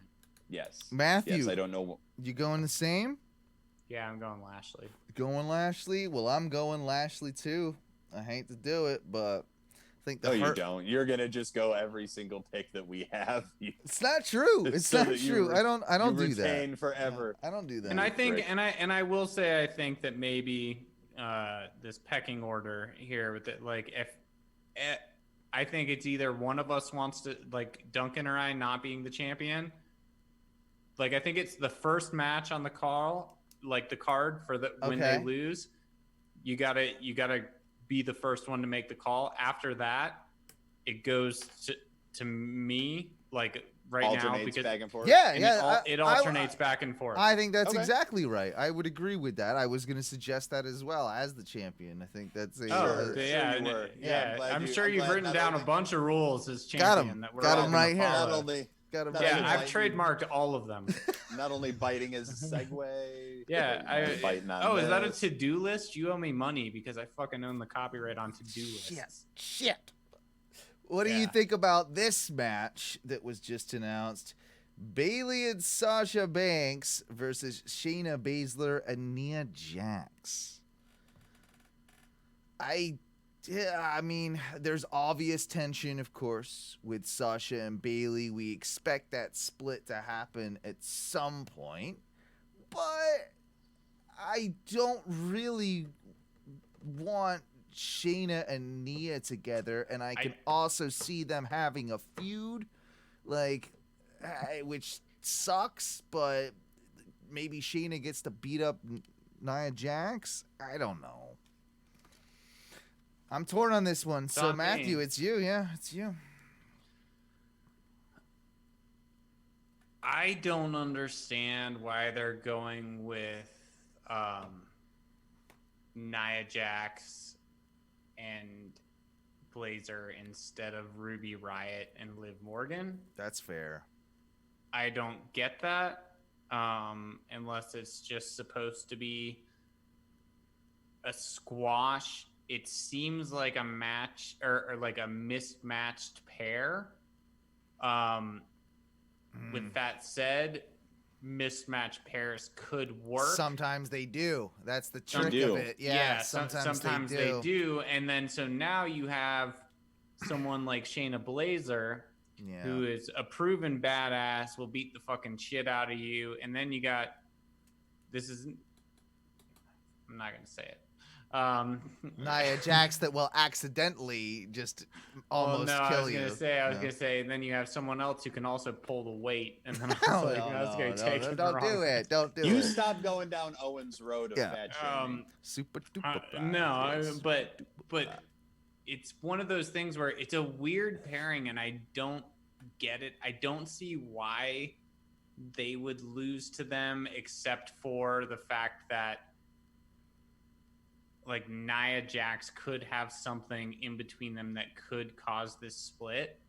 I'm so tempted to go with Shayna Baszler and Nia Jax. I'm so tempted because, like, with one belt being lost, you can then break that and then have Sasha and Bayley fight for that title. Right. That is the way to get the match. I have also, like many of us, been waiting for, and I've been audibly calling on this podcast for that match for a long fucking time. But I will say that they have now documented it. So after fucking WWE 24, after SummerSlam, was then I watched so much goddamn wrestling this weekend. I know what you're talking about. But then after that was then the presentation, like the way they did the documentary on the match in Brooklyn when Sasha and Bayley had the match, the NXT match. Yep. And that is almost telling enough to me for me to pick the wild card. I'm going Shayna. All right. Okay. Yeah. I mean, it's not a terrible. What you just said is not a terrible, assumption. Like, I can see it. Like, and those two people as well, like, seem like the type that would be, the people to break them up. But Duncan, what are your thoughts on it? I'm still 50-50. I'm still 50-50. No. It's not. It's a very easy choice of Shayna Baszler and you're doing it too, huh? Nia Jax. Oh, I was doing it regardless. Okay. Because sorry, I took the long road there. It's fine. They're finally gonna pull the trigger on this Becky and Sasha thing, but they're still they're pulling the trigger by lighting the fuse to a slow burn. Like, so Sasha already looks at Bayley as having cost her the titles. This is going to plant more doubts for Sasha, because Sasha is going to be the face in that feud. Sasha is going to be the baby in that feud. She will go over. And yeah, that's definitely how I see that going down without a question. So I think that this starts them sort of like this is the final rift in the friendship, and you're going to see that start to build more and more. I'd love to see it happen at Mania. I just think that they need something to draw the attention in, and this is what they need, because it's not going to keep until Mania. I'm going Bayley and Sasha. That's fine. And the reason Congrats on losing that title. I'm glad. That's what I was going to say, but it's fine. It's fine. You guys can judge me all you want later on down the road. We still have probably we do. Well, the reason that I think that it's a Bayley, because everybody is going to be thinking what you're thinking, and they're going to do a switcheroo, and I think that they're waiting until Survivor Series where they're on a team, and Sasha and Bayley are on a Survivor Series team, and because of their lack of friendship, loses that battle, and that's why I think they're doing that. Think they can still do that. I think they can still hold it together, and I think that the breaking point can still be a SummerSlam match with them still losing the titles. Fair enough. So, Keith Lee versus Randy Orton. Keith Lee. Got to be. I mean, I know I'm out of turn, but I fucking gotta go Keith Lee. I mean, like, you want to be second. So do you want to be second for Champion's Advantage? I just, I'm a cocky champion. I just did it by accident. But Keith Lee it is for you, Duncan, then, yes. Yeah, absolutely. I think that there's, like, you put Keith Lee against Randy Orton for his first feud, even though, fuckery aside, with his entrance music and his attire, like, I think that you put him against Randy. Randy will make him look good, and it will be, it will be a very good established first match on the main roster with somebody who can have a good match with anybody in Randy Orton. Matthew's shaking his head no. It's a fucking numbers game, dude. Why is Randy Orton jobbing to everybody? Oh.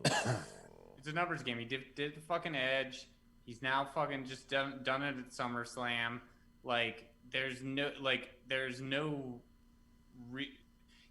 He can job, and do that. And, it's not even felt like a job, I think, with Randy Orton, which is the interesting thing. Right. But I don't think Keith Lee losing to Karrion Kross and then a week later beating Randy Orton makes any sense in my mind. I don't know if those two timelines and things anyone thinks of that, but in my mind, that doesn't happen. I don't think Keith Lee needs to win in order to be strong. I think Randy Orton can pull something sneaky and do some shit. But he's the fucking snake, the viper, and he's I don't know. He's lost too many big matches recently, I think, for him to lose to Keith Lee, so I'm going to go Randy Orton. That's a solid argument. I can't argue with some of your points there. I can't either, and I'm gonna tag and I'm gonna change. You're doing it. Yeah, you're using your claws. I'm using my claws. I'm cashing in my claws because and it makes so much sense too, because Randy Orton can put him to a great match, and then the Viper, the 14-time heavyweight champion, still wins because Keith Lee and I don't necessarily think that Vince pays attention to the timeline. I don't think he gives a fuck about that. No, I agree with that. The rest of us do, but I do think that Keith Lee will look really good. But yeah, I think Randy will hit the RKO out of nowhere, and fuck that. I hadn't thought about that. Makes a really good point. I honestly to not have that as a champion's advantage. I honestly think that with this one, it's probably going to be a DQ, and we all get a wash on it. It very well could end up being. And that's why I'm going to take my chances and go Keith Lee. Because if I luck out, I luck out. But if it's a DQ, it's a DQ and none of us win.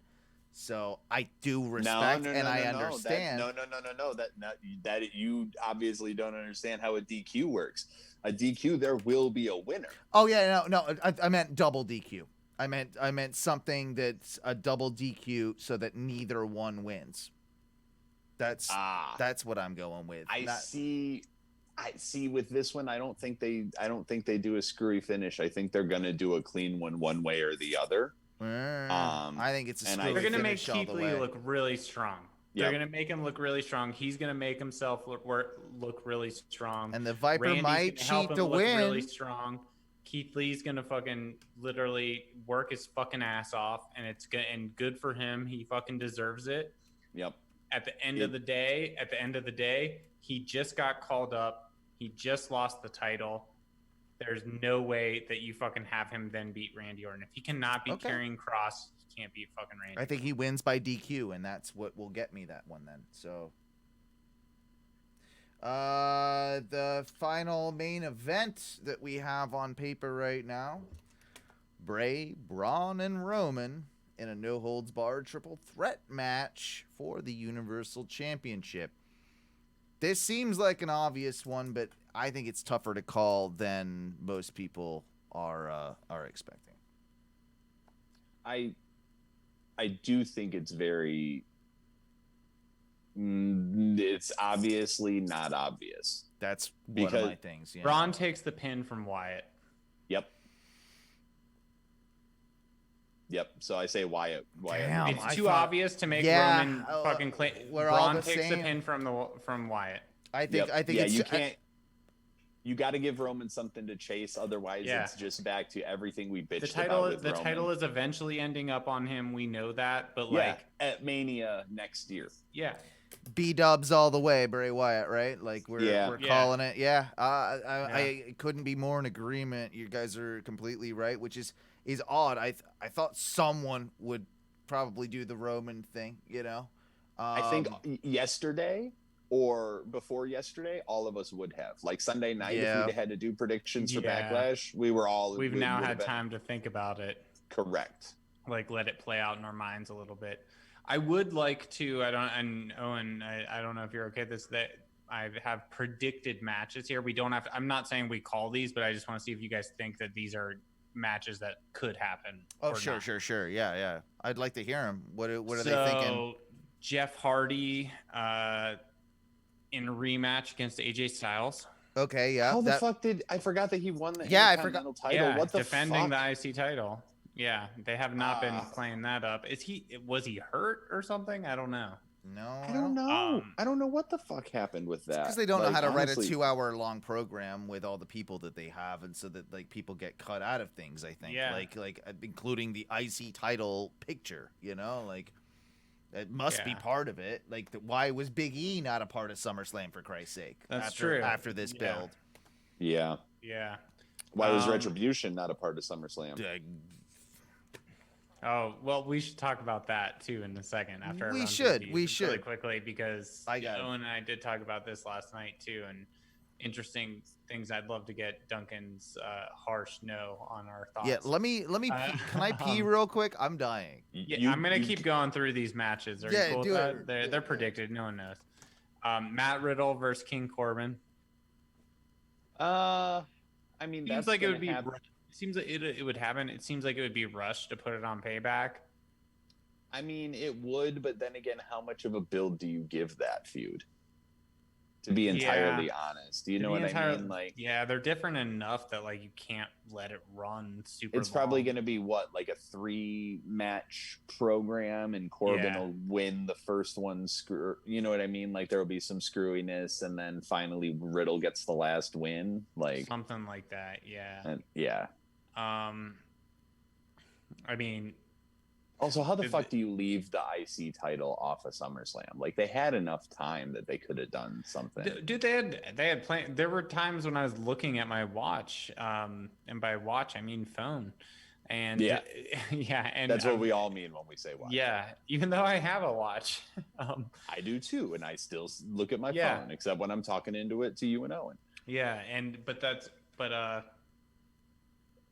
I did think, I was like, even the main event of SummerSlam, I was like, this isn't gonna go very long. I mean, Braun's a big guy. He's gonna get gassed.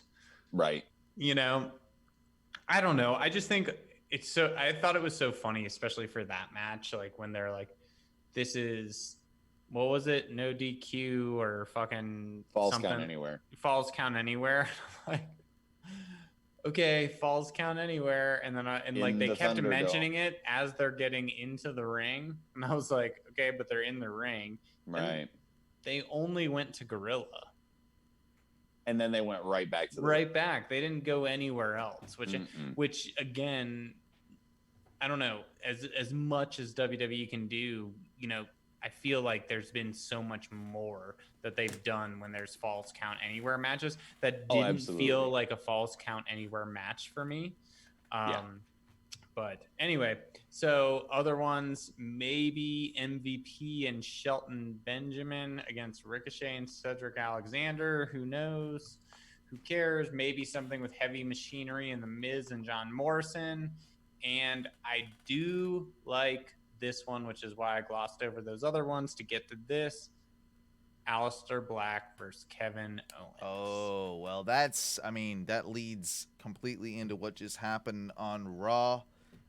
There was a segment, of course, of the Kevin Owens show, and man, Aliester came out with his eye patch thingy on after having the damage done by, Seth and good old what's his face Murphy over there. Mm-hmm. And no more Buddy, just Murphy. Yeah, I was about to say it. That's why I had to stop and stumble.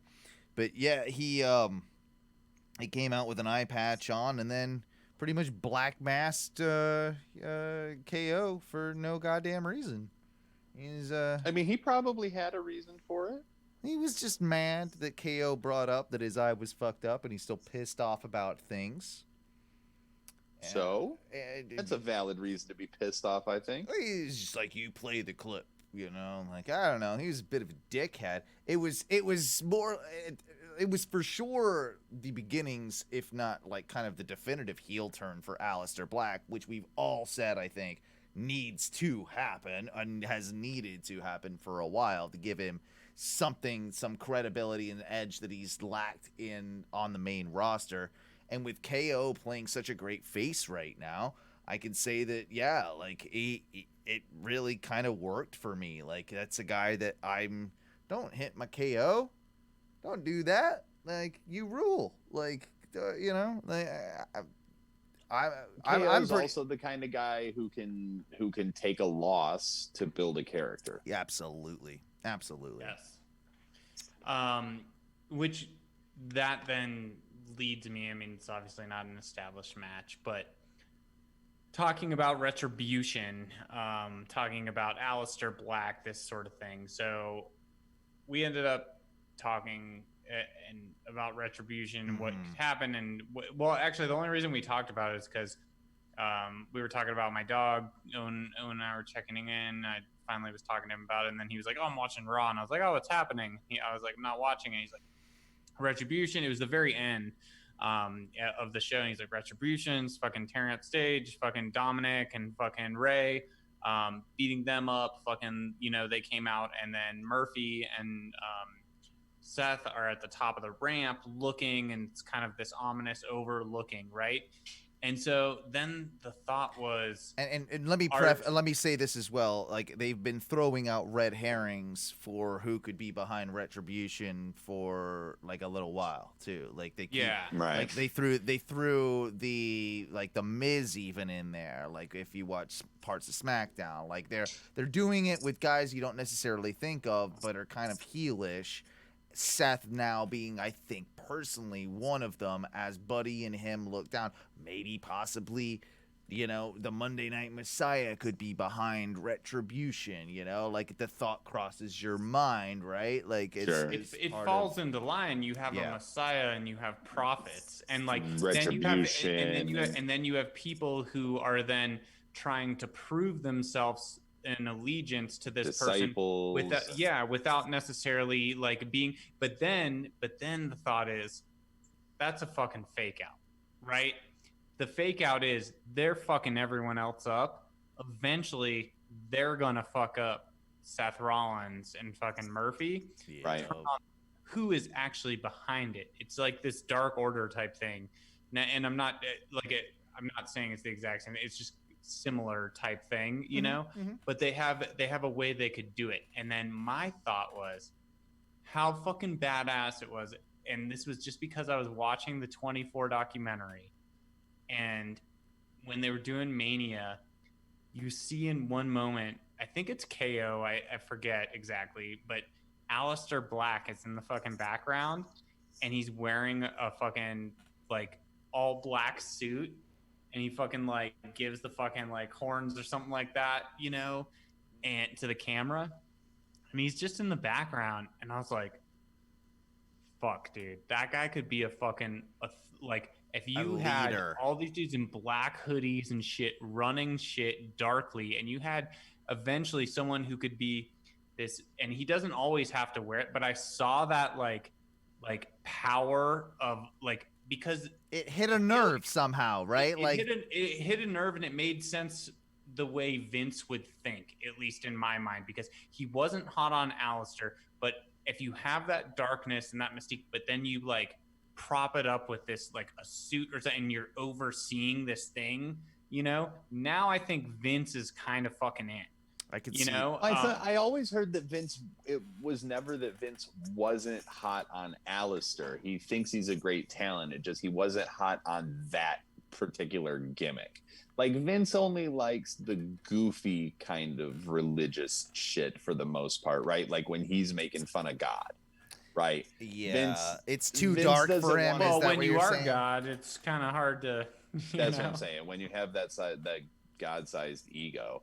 Yeah. I could absolutely see that. I wouldn't hate that. I don't think that it would be the worst thing in the world. I could also like he would make a very effective mouthpiece because of the way that he speaks and the way that he delivers promos. So I could absolutely see. I would not be upset if he ended up being the leader of Retribution. I love the idea. I just think it's an incredible long shot. I doubt that even I still don't think that the WWE even has a clue what they really want the leader or the whole thing to be. 7 out of 8 times they're listening to you, right? Yeah, well, it's true. It's true.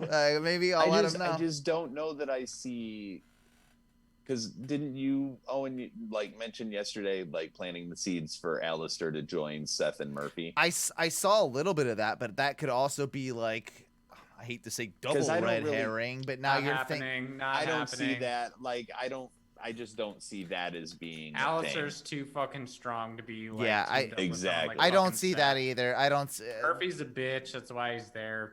Aliester, it's not. Aliester needs to like, and I know it's a long shot, but in my phantasmal fucking like play out of this where I'm orchestrating it all, that makes sense to me because I'm like, Aliester deserves something, and he deserves more. He has the ability, and we all need to actually be able to see it, but he needs to keep that dark side while appealing to Vince to keep the storyline going. I don't see how you. I don't know. I mean, I think he'll be used.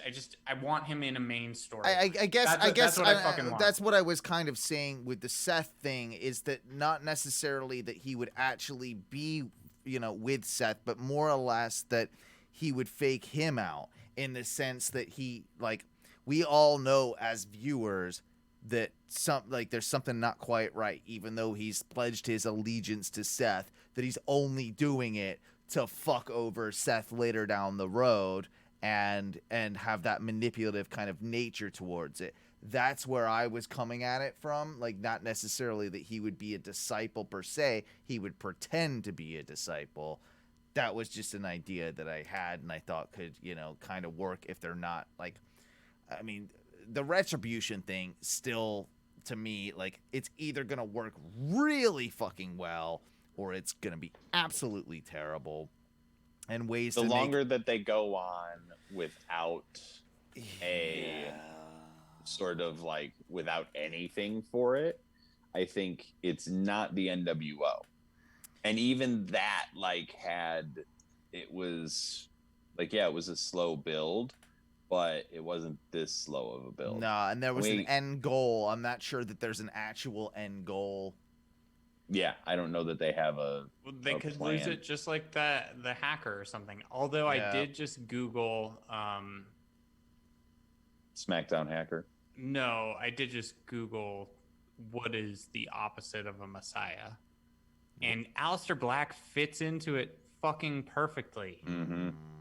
Opposite of a person who saves someone, rescues another one from harm, enemy, foe, Satan. There you go. Dude, fucking, that's Aliester Black. AEW confirmed. Wait a minute. I don't know. I would love to see it. I would too. I would too. I don't know what they're doing with the Retribution. It's either that or it's Mustafa Ali, and he's now hacking them legitimately. Yes. I would be happy with either one of those. I would honestly would. I just think it would be a good direction. It's like for whatever. If I hope they just dedicate themselves to it happening.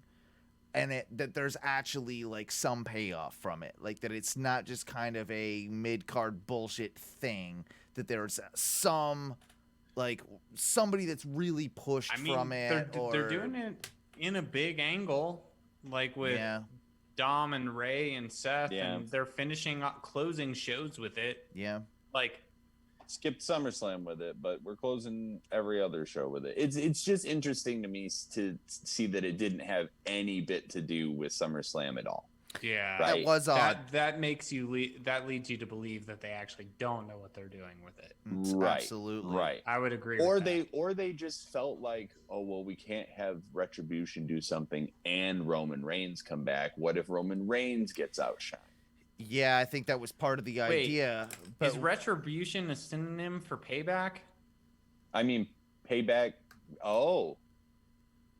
Yeah. Yes. Could we get it? I mean, it's maybe related, I'm thinking for sure. maybe I'm too smart for my own fucking good. No, but you're right. I mean, it is in a sense. Yeah. Like it's not. I don't think it's the exact word, but it's damn close. Like it's pretty damn close synonym. Yeah. I don't know. All right. Well, we'll have to keep. I think Retribution is technically Payback, so I think. Yeah, it's true. Yeah. There you go. Maybe there's something there that we haven't figured out. Maybe it is. Or I'm just a huge I mean, Roman Reigns Probably would be great if he was like the head of Retribution. Like I would have bought that. I would have been cool with it all day long. I wouldn't have hated it. I just don't think he needs. He doesn't. People. He doesn't need underlings. Like he could be part of a factor, but he doesn't even need that. He doesn't need the Shield. He doesn't. Not anymore. Yeah, he didn't need them when they came back. No, not when they came back, but when they first originally yeah, he debuted, he did need that. Yeah, he 100% needed it. Second time around, agreed, definitely not, but 100% agree with you.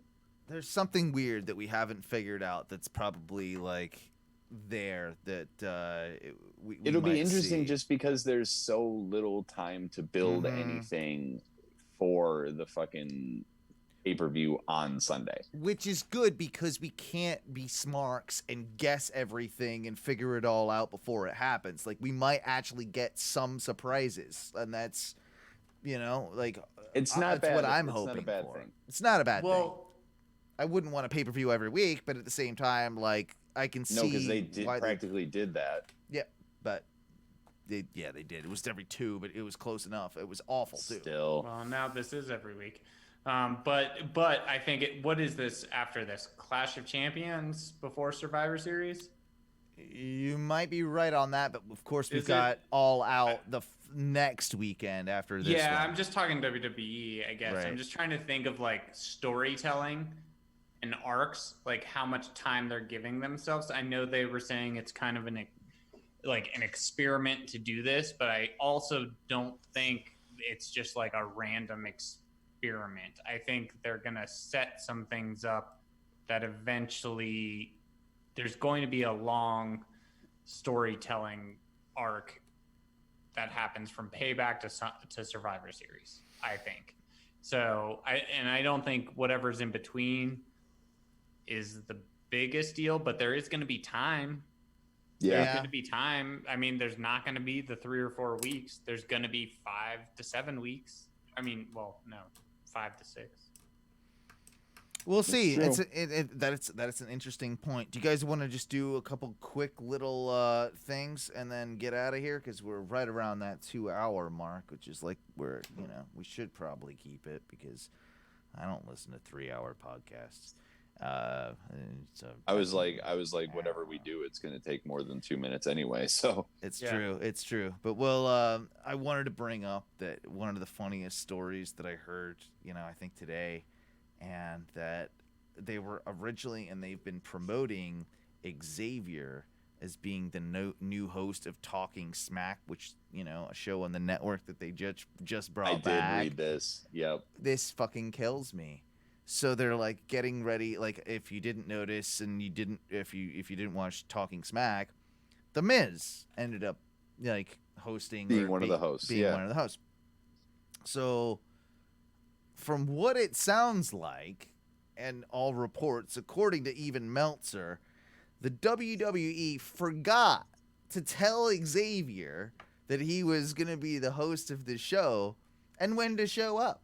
They just forgot. Like, it's not like, and Xavier doesn't live in Orlando. No. So it's not like he, was just like, oh, I can be there in 20 minutes. No problem.